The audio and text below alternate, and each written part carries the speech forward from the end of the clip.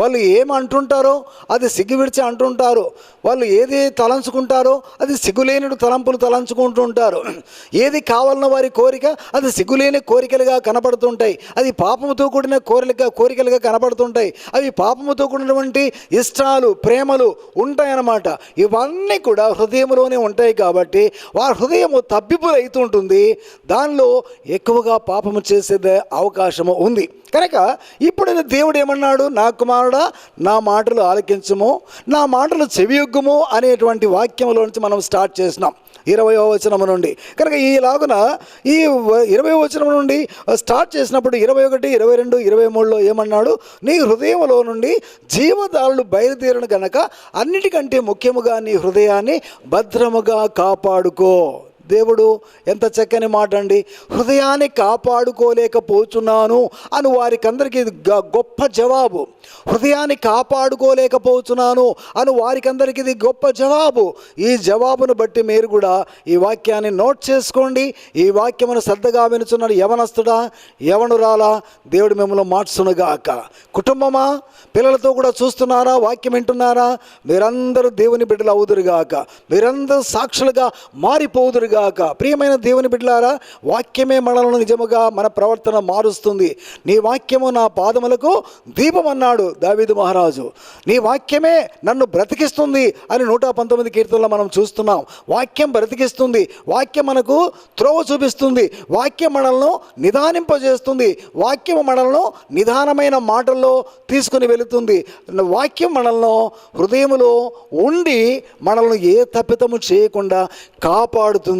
కనుక ప్రియమైన దేవుని బిడ్డలారా, అన్నిటికంటే ప్రాముఖ్యముగా నీ హృదయమును భద్రముగా కాపాడుకొని వాక్యములో వ్రాయబడి ఉంది.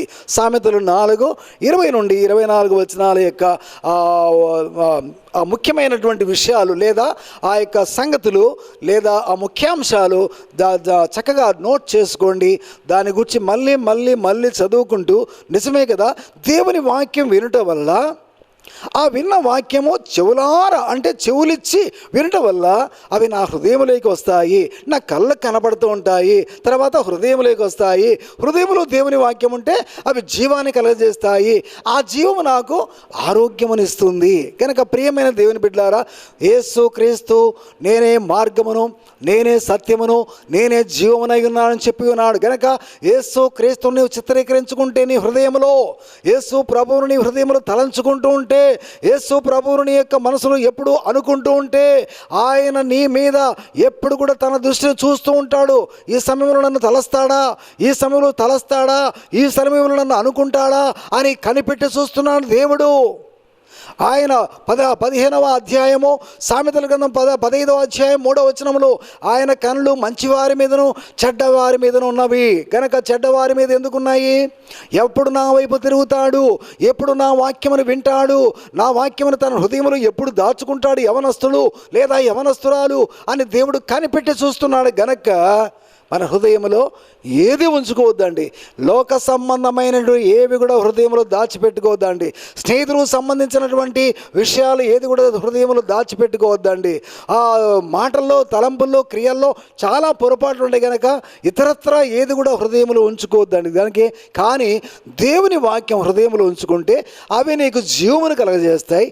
ఆ జీవము కలిగిన మాటలు లోపల ఒక నిధిలాగా ఉండి అదేమవుతాయంటే లాస్ట్కు హృదయములో ఉండి జీవజల నదులు పారుతాయంట. జీవజల నదులు పారుతాయి. కనుక నా కుమారుడా, నా ప్రియ కుమారుడా, నా కుమారుడా, నాకు నా వాక్యములో ఎందు ఇష్టము కలిగిన కుమారుడా అని చెప్పి దేవుడు మనల్ని సంబోధన చేసి ఏమంటున్నాడు? నీ హృదయాన్ని భద్రముగా కాపాడుకో, నీ హృదయాన్ని భద్రముగా కాపాడుకో. ఎందుకంటే దేవుని వాక్యము నిమిత్తమై మన హృదయాన్ని కాపాడుకుందాం. ఈనాడు యవనస్తులు వాక్యం యూత్ మీటింగ్ పోతారు, వాక్యం వింటారు, చక్కగా పాటలు పాడతారు, అంత సంగీతం చక్కగా వాయిస్తారు. బయటకు వస్తూనే బైబిల్ అలా పడేసి వారి మాటలు, వారి చేష్టలు యథావిధిగా ఉంటాయండి. చాలా అసలు కదా యూత్ మీటింగ్లో బాగా వాక్యం చెప్పినాడు ఇతను, ఇదేంటి ఇట్లున్నాడే అన్నట్టుగా ఉంటారన్నమాట. అయ్యో మంచి పాట పాడినాడు, మంచి రక్షణ పాట పాడినాడు, మంచి ఆరాధన పాట పాడినాడు, మంచి మేలుకొలుపు కలగజేసే పాట పాడినాడు. ఈ పిల్లోడు ఇలాగేంటి ఉన్నాడేంటి, ఈ పాప ఏంటి చక్కగా మంచి గొంతుంది, బాగా పాట పాడింది, కానీ బయటకు చూస్తే ఈ పాప యొక్క హృదయము చాలా చెడ్డదిగా ఉంది అని 10 మంది పసికట్టేటట్లుగా మన పిల్లలు ఈ దినాల్లో ఉన్నారు. కనుక దీనికి ఏమంటారు? చాలా జాగ్రత్తగా మనం ఉండాలి. మన యొక్క హృదయాలు దేవునికి అంకితం చేసుకోవాలా. మన హృదయాలు దేవునికి అంకితం చేసుకుంటే మన చేత కాదు. ఈరోజు ఒక మహాసభలో దేవుని వాక్యం వింటారు, మహాభక్తుడు అంటున్నాడు, మీ హృదయాలు దేవునికి సమర్పించండి, దేవునికి సమర్పించండి, తీర్మానించుకోండి, ఈ రోజు నుంచి నేను దేవుని కొరకు జీవిస్తానని చెప్పి అన్నప్పుడు ఆ రోజు తీర్మానం చేసుకున్న వాళ్ళు, చేతులెత్తిన వాళ్ళు సైతము బయటకు వస్తూనే ఫెయిల్యూర్ అవుతున్నారు. ఏమిటి కారణం అంటే లోకములో ఉన్నటువంటి శరీరాశ, నేత్రాశ, జీవపు డంబాలు వాళ్ళ హృదయాలను ఏం చేస్తున్నాయి? కలుషితము చేస్తున్నాయి. కనుక ప్రియమైన దేవుని బిడ్డలారా, కలుషితము కాకుండా మీ హృదయంలో నుండి జీవ నదులు ఉబికి పారును. కాబట్టి అన్నిటికంటే ముఖ్యముగా నీ హృదయాన్ని కాపాడుకో. చెప్పనా ఉదాహరణ? డబ్బు కంటే ఎక్కువగా నీ హృదయాన్ని కాపాడుకో, నీ బట్టల కంటే ఎక్కువగా నీ హృదయాన్ని కాపాడుకో, నీ చదువు కంటే ఎక్కువగా నీ హృదయాన్ని కాపాడుకో, నీ సంపాదన కంటే ఎక్కువగా నీ హృదయాన్ని కాపాడుకో, నీ రాబడి కంటే ఎక్కువగా నీ హృదయాన్ని కాపాడుకో, నీ కలిగి ఉన్న వాటి అన్నిటికంటే ఎక్కువగా హృదయాన్ని భద్రముగా కాపాడుకో. కొంతమంది బంగారు బాగా కాపాడుకుంటారు, కొంతమంది బంగారు బాగా కాపాడుతారు. బంగారం అంటే చాలా ప్రాణం. క్రైస్తవులకి ఏంటంటే బంగారు, మనమే బంగారం దేవునికి. మనం చాలా మటుకు మన ఆడపిల్లలు పుట్టినా అంటే వాళ్ళకి ఏం వేయాలా అని అనుకుంటుంటాం. బంగారం అంటే అది చాలా ఇష్టమై దాన్ని సంపాదించుకోవాలని చూస్తారు. అన్నిటికంటే ముఖ్యముగా దాన్ని కాదు మనము భద్రపరచుకోవాల్సింది, దాన్ని భద్రపరచాలనేటువంటి ఆలోచన ఉంది, శరీర సంబంధమైంది. కానీ దానికంటే ఎక్కువగా హృదయాన్ని భద్రముగా కాపాడుకుంటే నీ హృదయంలోంచి జీవ జల నదులు ఉబికి పారుతాయి. అంటే నువ్వు చెప్పే ప్రసంగము, నువ్వు చెప్పేటువంటి స్వార్థ, నువ్వు చెప్పేటువంటి వాక్య వివరణ ఇతరులను నిజముగా తాకుతుంది, వారి హృదయాలను మారుస్తుంది. అది మార్పింప చేసేవాడు దేవుడే. నీ మాట, నీ నోట్ల నుంచి వచ్చేటువంటి ప్రతి మాట దేవునికి సంబంధించింది కనుక దేవుడు యాక్షన్ చేస్తాడు. ఆ దేవుడు యాక్షన్ చేసిన తర్వాత ఎవడు కూడా తప్పిపోడు. కనుక ఆయన చేసేటువంటి గొప్ప కార్యములు నిజముగా వచ్చి చూడండి అని మనము మందిరాల్లో సంతోషంగా సాక్ష్యం ఇస్తాం.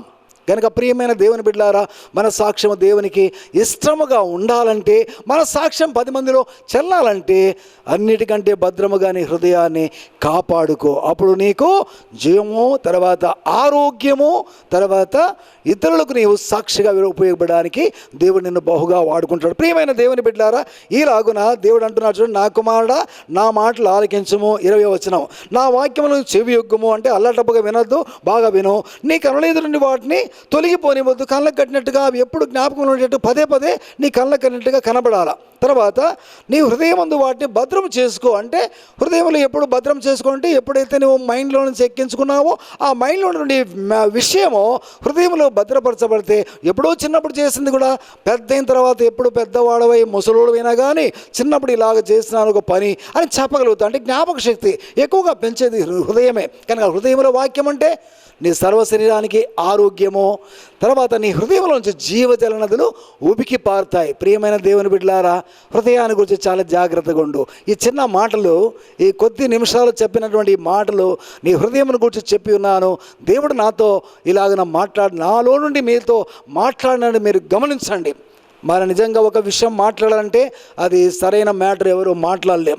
ఒకవేళ మాట్లాడలే కానీ అది వినేవాళ్ళు సరిగా వినరు. కనుక ఈ దేవుడు చెప్పిన బోధ ఇది నా కోసమే అని చూస్తున్నటువంటి ఒక ప్రియమైనటువంటి యవనస్తుడా, యవనురాలా, తల్లిదండ్రులారా, మీ పిల్లలకి ఇలాంటి బోధ చేసి దేవునిలో నిలువబెట్టండి. దేవుడు మిమ్మల్ని బహుగా దీవించి ఆశీర్వదించి మీ పిల్లల యొక్క మనస్సులను దేవుడు తన వైపుకు త్రిప్పుకొని దేవుని కొరకు ఉపయోగపడుదురుగాక.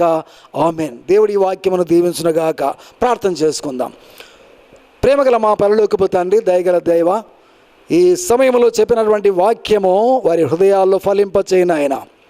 ప్రతి మంగళవారము 7:30 నుండి 8 గంటల వరకు ఒలివ ఛానల్లో చూస్తున్నటువంటి ఈ యొక్క దృశ్యము ప్రభా, నీ బిడ్డలకు కళ్ళు కట్టినట్లుగా వారి పిల్లలు ప్రభా, తండ్రి పిల్లలు పెద్దలు అందరూ కూడా తమ హృదయాలను కాపాడుకోవాలి. హృదయము అన్నిటికంటే మోసకరమైనది, అది ఘోరమైన వ్యాధి కలదని చెప్పి ఇర్మియా గ్రంథంలో మీరు రాస్తున్నారు. ప్రభా, దీన్ని బట్టి చాలా జాగ్రత్తగా మేము జీవించాలా. ప్రభా తండ్రి, మా హృదయాన్ని కాపాడుకోవడానికి వాక్యం ఏమంటున్నావు? విన్నదాన్ని నీ కళ్ళకు కట్టినట్టుగా ఉంచుకోమంటున్నావు, దాన్ని హృదయంలో భద్రం చేసుకోమంటున్నావు.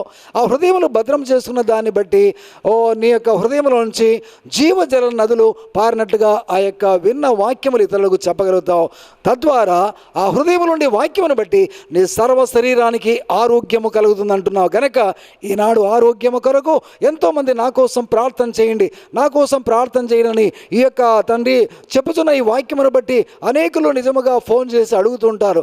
ఈ వాక్యము వారికి అర్థమైతే వారి గుండెల మీద వారు చేయి పెట్టుకుంటూ, ప్రభా నా హృదయాన్ని ముఖ్యముగా భద్రపరచు, కాపాడు ప్రభా, ఈ హృదయంలో నీవు నీ వాక్యాలు ఉంచుకుంటానని ఎవరైతే ప్రార్థన చేస్తారో వారిని తండ్రి స్వస్థపరచి ఆ యొక్క తండ్రి నాయన సాక్ష్యాలు మేము విన్నట్లుగా సాయం చేయమని, దీవించమని, ఆశీర్వదించమని యేసు నామములో విశ్వాసముతో అడుగుచున్నాను తండ్రి, ఆమేన్.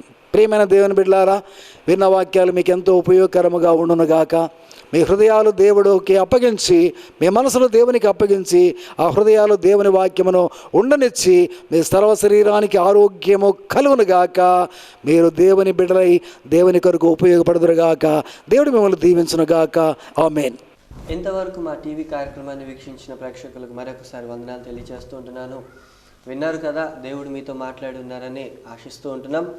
మీ ప్రార్థన అవసరతల నిమిత్తమై మీరు మమ్మల్ని సంప్రదించవలసినటువంటి మా చిరునామా రెవరెండ్ కె జాన్ దేవపుత్రుడు, 2/399 కేసన్న సత్రం స్ట్రీట్, ప్రొద్దుటూర్.